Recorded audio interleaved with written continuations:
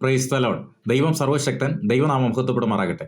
135 സങ്കീർത്തനം 6 വാക്യത്തിൽ നാം ഇപ്രകാരം വായിക്കുന്നു: ആകാശത്തിലും ഭൂമിയിലും സമുദ്രങ്ങളിലും എല്ലാ ആഴങ്ങളിലും യഹോവ തനിക്ക് ഇഷ്ടമുള്ളതൊക്കെയും ചെയ്യുന്നു. ഇഷ്ടമുള്ളതൊക്കെയും ചെയ്യുന്ന ദൈവം. നമ്മിൽ പലർക്കും പല ഇഷ്ടങ്ങളും ഉള്ളവരാണ്. ആ ഇഷ്ടങ്ങളിൽ പലതും നിറവേറി കാണണമെന്ന് ആഗ്രഹമുള്ളവരുമാണ്. എന്നാൽ നിറവേറുന്ന ഇഷ്ടവും നിറവേറുവാൻ നാം ആഗ്രഹിക്കുന്ന ഇഷ്ടവും യേശുവിന്റെ പ്രാർത്ഥന പോലെ പിതാവിന്റെ ഇഷ്ടമാണ്, അഥവാ ദൈവ ഇഷ്ടമാണ്.